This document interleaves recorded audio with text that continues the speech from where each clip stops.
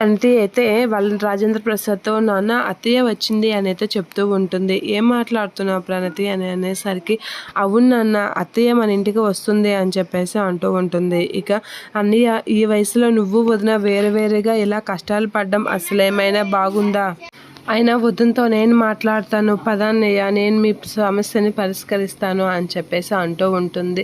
అసలు ఇలా ఉండడం అసలేం నాకు నచ్చలేదు అని చెప్పేసి పల్లవి వాళ్ళ అమ్మతో అంటూ ఉంటుంది. ఇక పల్లవి వాళ్ళ అమ్మ అలా అనేసరికి రా అన్నయ్య నేను తీసుకెళ్తాను అని చెప్పేసి అంటూ రాజేంద్ర ప్రసాద్ని అయితే పార్వతి వాళ్ళ దగ్గరికి తీసుకొని వస్తూ ఉంటుంది. నువ్వు అవని వీళ్ళందరితో కలిసి వచ్చావు అంటే ఖచ్చితంగా మమ్మల్ని ప్రశ్నలు అడగడానికే వచ్చావని మాకు అర్థమవుతుంది. కానీ నువ్వు అడిగిన తిరిగి సమాధానం ఏం దొరకదు అని చెప్పేసి అంటూ ఉంటుంది పార్వతి. ఇక ఏంటి వదిన ఇలా మాట్లాడుతున్నావు, నీ వాడే మాటలు బట్టే అర్థమైపోతుంది నువ్వు ఎంత మారిపోయావో, నీ ఆలోచన విధానం ఎంత మారిపోయిందో అర్థమవుతుంది అనేది అంటూ ఉంటుంది. ఇక పార్వతి అయితే అలా చూస్తూ ఉంటుంది.